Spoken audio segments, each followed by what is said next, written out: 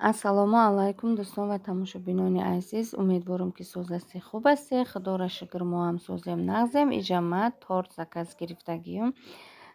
Як духтарак барои шавҳарша заказ кардак. Хай ма бояд дигар хел украшат мекардам. Чи айвал бирис заказ кардаги будум як-ду чиз. Дер омадак дига барои ҳамуқа ба ҳам хеле украшат кардам. Хай намедонам аки соҳибшда маъқул шид нашид ки хидмда маъқулай ҳам маззаш ҳам мисол украшение кардагим. Дӯстони азиз, иҷа чанд бор пурсидан мисол торт чанд сумай чӣ хелай вобаста ай килошай. Баъд уҷа мисол ай украшение карданаш ай меҳнаташ ҳамора дида мисол ма нархи торт ма мемонам. И чӣ хеле ки гуфтам торт закасай.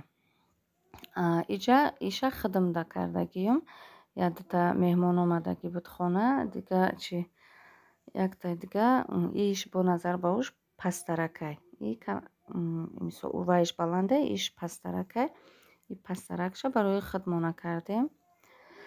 Анам хеле дӯстони азиз, агар насиб кина иншалло подписчиком 1000 шава, якта торт мепазам насиб иншалло. Баъд ягон подписчикимда падарка мекунам. Мисол баъд хай подписчикам бага ки маззаи торт чӣ хелай. Амхе ният кардам ки барои 1000 шидани подписчиком якта торт мепазуму. Болошта 1000 гуфта менависуму. Баъд ягонта подписчикимда метимша. Анам хеле дӯстони азиз, фикри ақидои худтона бинависед. Чӣ хелай украшенияи тортум шумода маъқулай, маъқул нестай. Чира нишон битим, чӣ хеле намуди тортура шумода нишон битим. Хай дӯстони азиз, то ахири навор бо мо бимонед. Иншалло ки маъқул мешаваду. Ассалому алайкум дӯстон ва тамошобинони азиз. Умедворам ки сӯзасти хуб астед. Худора шукр мо ҳам сӯзем нағзем.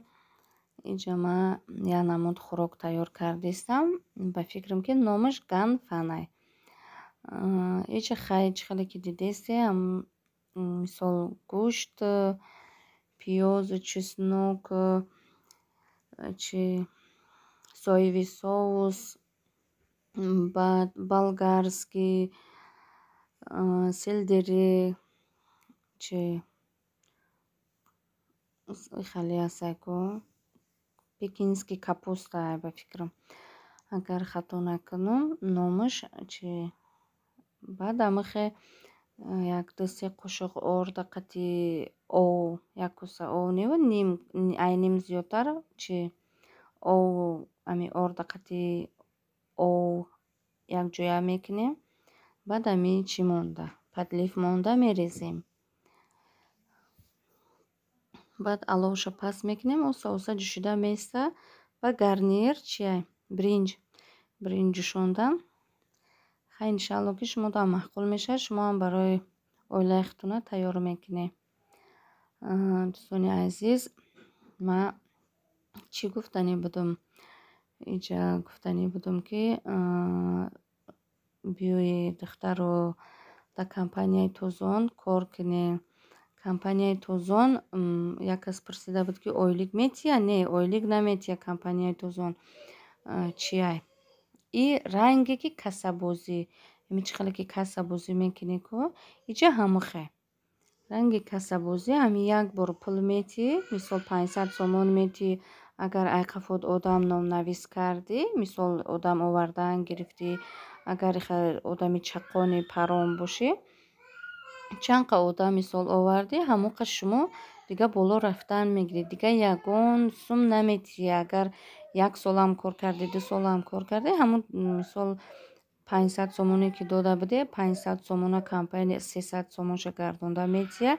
Дига ҳамун 200 сомон қати шумо иншалло ки ба зиноҳои мисол хонаву чи мошину ҳаҷи умраву ҳамаи ами мисол чизое ки компания мондагӣ ами ёда иншалло ки шумо мерасе. Хай Худои таоло гуфтагия ки ай шумо ҳаракат ай ма баракат. хай ман шуморо ина даъват кардастам да ҳамин кор. Иншаалло ки кори беҳтаринай, кори интихоб кардагитон пушаймон намеше. Мисол иҷа хариду фурӯш нестай. Марҳамат, биёи ҳама каса да компанияи мо, да группаи мо якҷоя ҳамчун апау хоҳар шида кор мекунем. Дӯстони азиз, ман ин наворро як бор партофтам. Чӣ кардаги будам? Якта музика мондаги будам, нашид. Авторский права биромад, барои ҳамаха дига чи канал удалит кардам, бо худам озвучкаш кардам. Хостам ки қатъи шумо гап занам. Вақте навор карданам гап назадам. Хонам да меҳмон доштам, саросима тез кардаиста будам, дига гап назадам. Баъд комментариё савол додагиянд, торта мақсад ай аввал то ахирша карданша нишон тие. Ман бисёр наворам да ҳаст ай аввал то ахира карданаш насиб иншаалло бо барои шумо бо ай аввал то ахирша нишон метим. Иншаалло ки ба қарибӣ подписчикои ман 1000та мешава. Ман орзу ҳавас доштам ки подписчикои ман 1000та шава. Чӣ хеле ки гуфтам, мисол ман як зани муҳоҷир, 800 боршигир оиладор, фарзанддор, бо зиқ мешавем даи ғарибӣ. Ман мисол ҳамин каналҳое кардам ки бо мисол қатъи шумоҳо мисол гап занам. Чизере ки ман намедонам, шумо мисол да комментария совет медиҳӣ. бо чизере ки шумо намедонед, мисол ай ман совет мепурсед. Ҳамчун апа хоҳар мисол хай ман нағз мебинам да ҳамин кухни да рӯзи дароз ман гузарондана нағз мебинам ва мефурам ки ҳамихе навор кунам. Мисол қатъи шумоҳо якҷоя хай бо чизе ки ман намефаҳмам, мисол чизе ки шумо намефаҳмед, ҳамихе ҳамчун апа хоҳар, ҳамчун дугона мисол ҳамдигар қатъи да алоқа бошем. Анам хеле дӯстони азиз, умедворам ки наворҳои ман шумода маъқул мешава.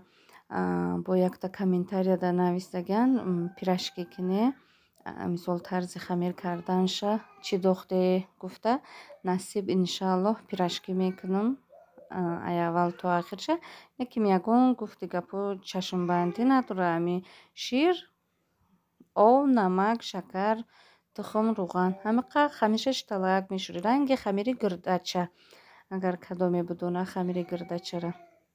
Анам хеле дӯстони азиз, ман нағз мебинам ки мисол аудиторияи ман калон шава, фикри ақидои хушона гап зананд комментарияда. Ман комментария гандаам боша ҳамихе хурсанд мешавам, механдам, мехонам. Мисол комментария хубам боша, мисол хурсанд мешавам. Худо ҳаматона нигаҳбон боша. Мову шуморо ҳамаро дар паноҳи исмати худаш, кадоме хубай, кадоме бадай, мисол дар пеши Аллоҳ худаш ҷавоб мега. Хай ман худоро шукр иншаалло ки ягон кори безибам накардам. Ҳамин кухнимда чӣ коре мекунам, мисол қатъи шумоҳо гуфти ҳамон рӯзҳо ки делитса мекунам. Ана дӯстони азиз, иҷа хӯроки ман тайёр шид. Иншаалло ки ба шумоам маъқул мешава. Шумоам тайёр кунед барои хонавдагиётона. Тайёр ки карде бо да комментария фикри ақидои худтона бинависед. Дӯстони азиз, то наворҳои оянда дар паноҳи исмати Аллоҳ бошед. Ҳамаи шуморо дӯст медорам. Фикри ақидоатона да комментария бинависед. Хай дӯстони азизи ман.